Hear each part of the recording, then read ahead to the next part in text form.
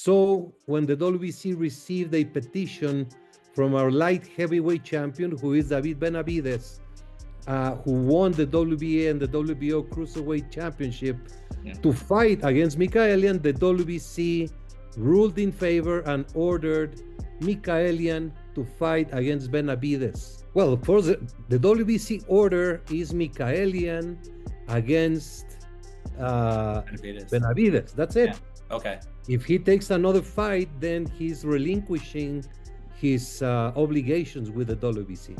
This Noel Mikaelian fight was in the works for a while. Mm-hmm. They had a photo, a stare-down photo that Zuffa posted and then deleted. And I get Opetaia Mikaelian makes sense because Opetaia hasn't fought a top 5 opponent in more than 2 years. It's my biggest beef with the ring ratings. It's like they want to be the end-all be-all. We're different than the sanctioning bodies, but they have gray areas and they bend the rules just like everyone else. Like Opetaia Mikaelian makes all the sense in the world. He's a WBC champ. In my mind, I still think of Opetaia as an IBF champion, even if he's not, but technically he isn't. He's still like a title holder. Like, he has the lineal, he has the ring. That fight makes sense. So for WBC and Benavidez to swoop in like literally 10 minutes after the first report, it's just like, that part I can't get behind. I think that's just like the fishiness of boxing. The actual champion of any division. It's not his fault. He hasn't been given the opportunity. And he may have been the best fighter in multiple divisions, but he's never proven that he is the champion by beating the champ because he's been frozen out of those fights. The problem is Benavidez is now using the same excuse to avoid fighting Opetaia as Canelo used to avoid fighting Benavidez. So the WBC swooped in on Friday and made an unusual move, not unprecedented, but very unusual, and they ordered Noel Mikaelian to defend the title against Benavidez, who's a unified champion. Benavidez ain't doing no ducking. Ain't about ducking. He eat chicken, he'll eat ducks. A shock twist in the boxing world as David Benavidez's next move sparks controversy, raising serious questions about a missed clash with Jai Opetaia. The shock comes after Mauricio Sulaiman reveals Noel Mikaelian as Benavidez's next opponent, confirming strong progress behind the scenes for the November 21st fight. Yeah, the WBC ruling, which is public at the convention, you were there. It was that the winner of bout against Mikaelian would be the WBC Cruiserweight champion, would be allowed one voluntary defense, and then had to do the 2 mandatory defenses. This division has been backed up for a long time. So Mikaelian won. He was notified that he was allowed to do a voluntary defense, and it has been 6 months since then. Revealing further, Mauricio states that after Noel's rematch with Badou Jack, Benavidez's team petitioned the WBC for Mikaelian, showing a clear shift away from Jai Opetaia. The WBC has been in constant communication with Mikaelian's management and promoter. There have been some issues between them. There were some issues. Alberto Leon had some Zooms at the end. They were not able to come to terms. So when the WBC received a petition from our light heavyweight champion, who is David Benavidez, who won the WBA and the WBO Cruiserweight Championship, to fight against Mikaelian, the WBC ruled in favor and ordered Mikaelian to fight against Benavidez. That is the WBC position. That is the fight that has to take place next. The situation has worsened as Max Kellerman claims Benavidez has been dodging under different excuses just to avoid facing Opetaia, adding more tension to the ongoing debate. Well, he doesn't really have anything for me yet. He has to build himself up. What does he really bring to the table? I'm looking for legacy fights. Canelo's chasing sanctioning body belts and all that stuff, but it was all nonsense. And Canelo, who's never ducked anyone in his career, except Benavidez, a super middleweight, was wrong. And Benavidez should have gotten his shot. And right now, I believe Benavidez is wrong, and he should fight Jai Opetaia, the cruiserweight champion of the whole wide world. What do you think, Teo? Yeah, I think I actually agree with you on this one, Max. I think, honestly, Benavidez should just go after the ring and face Jai Opetaia. I mean, why not? I mean, overall, it should be a better fight. People want to see it already, and you'll be the #1 guy. The move is seen as unusual in the eyes of Mike Coppinger, who notes Mikaelian was expected to face Opetaia earlier, and the WBC stepping in now makes Benavidez's intentions look questionable. Max Kellerman builds on this, arguing the logic used to avoid Opetaia makes little sense. In his view, the two best cruiserweights in the division are Benavidez and Opetaia, and they should be matched next to determine who is truly the superior fighter. You know, you will be the champion. And also the logic that he's using, well, I'm after legacy stuff. Does he think that some sanctioning body, that a belt confers some special status actually on a fight? Who are the two best cruiserweights in the world? It is obvious to everyone. Jai Opetaia, David Benavidez. So the thing to do is to find out who's better. That's simple. Yeah, and you know, I want to get into what happened right on Friday with Noel Mikaelian and Jai Opetaia, right? Jai Opetaia, Noel Mikaelian in talks for a fight later this year, looking at September maybe, for Ring Magazine Zuffa title, and of course Noel has the WBC title as well, and then the WBC swooped in. And you say, of course, I have no idea who. So the WBC swooped in on Friday and made an unusual move, not unprecedented, but very unusual. Not Bivol, not Beterbiev, and not Opetaia, but the discussion shifts toward claims that Benavidez is now the one avoiding top challenges. Mike Coppinger insists Benavidez has never been ducked at 175 and was even offered a fight with Bivol, which he turned down before choosing to face Zurdo instead. This adds another layer to the debate as analysts question whether his recent decisions align with facing the very best available opposition in the division. And they ordered Noel Mikaelian to defend the title against Benavidez, who's a unified champion. So we'll see what happens there. But look, I agree with you. I want to see Benavidez against Opetaia, and Benavidez was not ducked to 175. He was generously offered the Bivol fight. He was offered the Benavidez fight. He wanted to fight Zurdo. Hold on. He had already moved, like, he was at 75 for 3 or 4 fights, looking for those fights, and he didn't get them, and then he moved up to cruiserweight. Well, he fought where, by the way, he probably should have been anyway. He probably should have been, but before he fought Anthony Yard, even there was a Bivol offer. So I can't say. Okay, maybe I don't think he ducked anybody. He ducked it. He was ducked at 68. You're right. If you're right, Bivol was willing to fight him. Yeah. Bivol is not a ducker. No. Anyway, yeah. Not a ducker. Neither's Beterbiev, obviously. On the other hand, Mauricio presents a different version of events, stating that it was Bivol who rejected the offer from Benavidez. According to his view, Benavidez even put forward an $8 million proposal, but Bivol chose to vacate the belt instead of stepping in to face him. This claim adds another layer of dispute to the narrative, showing how both sides continue to challenge each other's decisions and past fight negotiations. Caso Bivol, ¿qué tal después de la resolución de ayer de la carta? Pues él decide dejar el título en vez de pelear con Benavidez. Cada quien tiene el derecho. Benavidez le habían hecho una oferta de $8 millones buenísima, más considerando que en la pelea anterior ganó 2.7. Contra Beterbiev en la segunda ganó menos de 3. Benavidez le ofrecía 8 y decidió dejar el título. Pues deseamos suerte.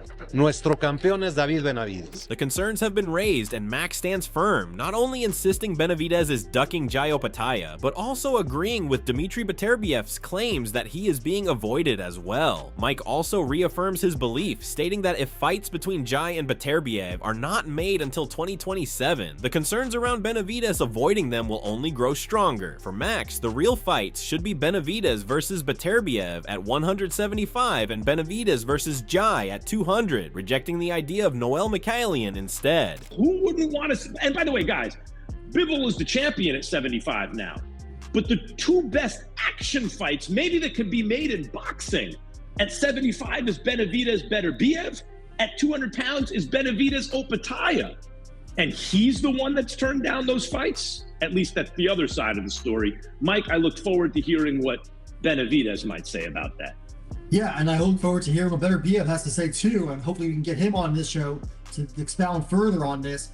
But again, I know there were talks with Beterbiev and Benavidez, and I hope we see that fight. I'm willing to give Benavidez a bit of a pass right now, but if we don't see one of those two fights in 2027, then I have some legitimate concerns. Firing back, Jose Benavidez Sr. makes it clear that no serious offer from Beterbiev ever reached their side, and whenever they tried to bring it to the table, neither Bivol nor Beterbiev responded. He explains the reason Benavidez moved on to Anthony Yarde, claiming Bivol had the opportunity but chose to vacate instead of fighting for the belt. After the Zurdo performance, Benavidez has again called out Bivol, but still receives no reply. In his view, the blame lies with Bivol and Beterbiev, not Benavidez.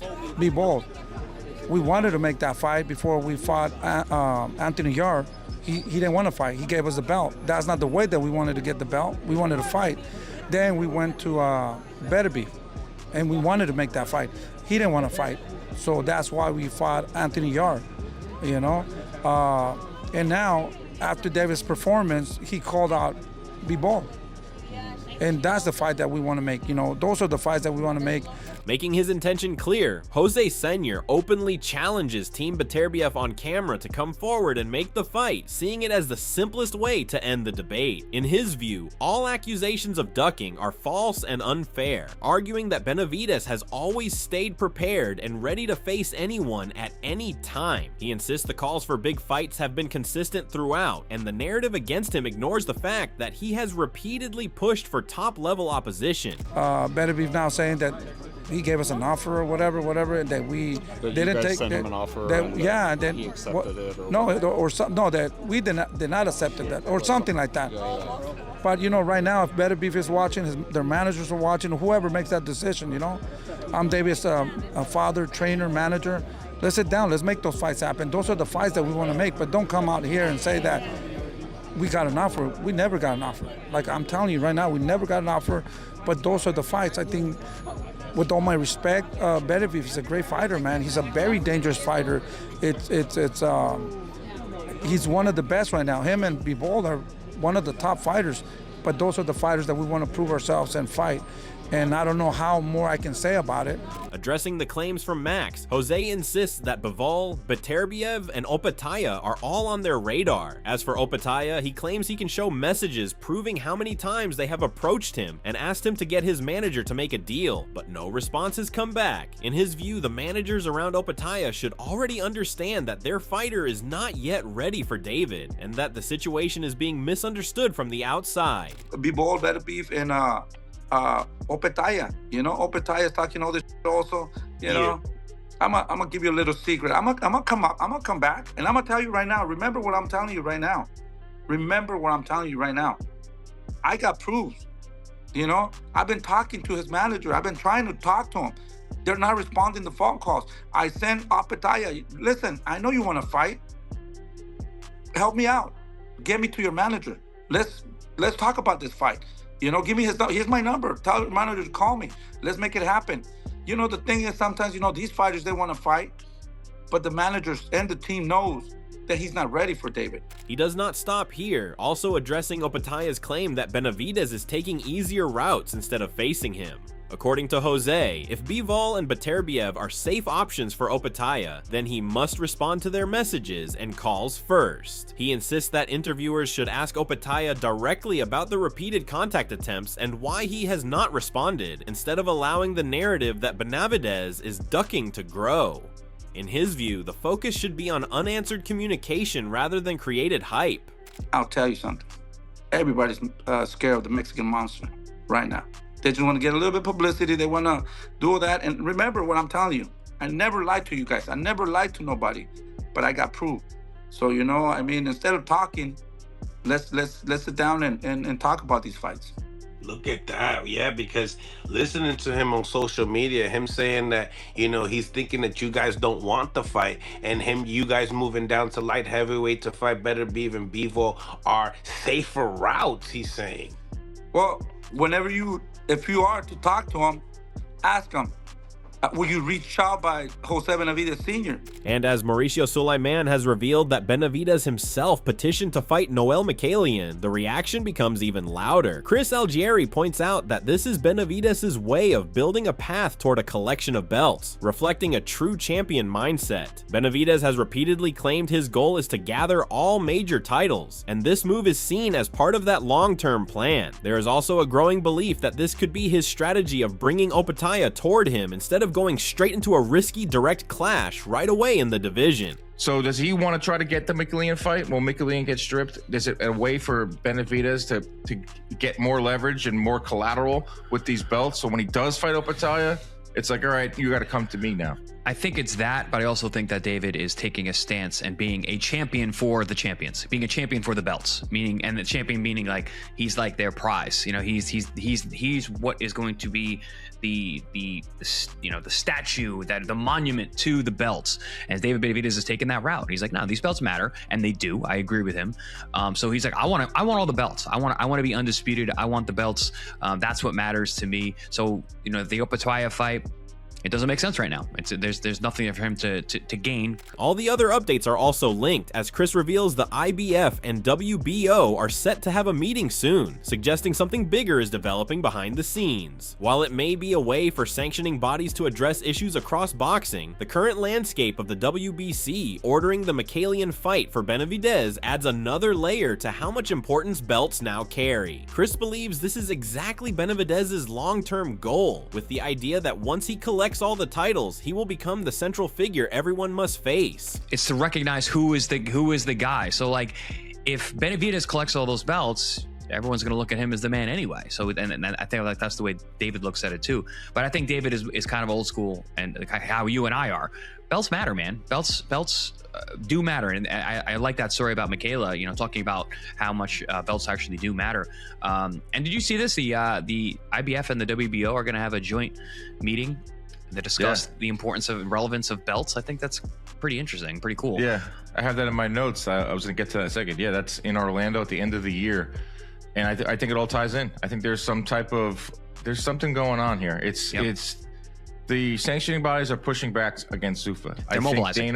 One point in all the pieces is missing, and it is. What exactly is going to happen next? While claims of ducking are placed on Benavidez and fans wait on Bivol and Beterbiev fights, it looks like anything can still change. With the WBC ordering Noel Mikaelian and the agreement yet to be signed, the boxing world is buzzing with anticipation for the November 21st fights. Everything seems linked to unexpected moves. There is also a strong claim that Noel could be stripped and then face Opetaia instead, due to the major money opportunities waiting in that direction. Like, pick up the pieces and try to figure it all out. But if we don't get Opetaia Benavidez, there's a very good chance what's next is Benavidez versus whoever for the vacant WBC title.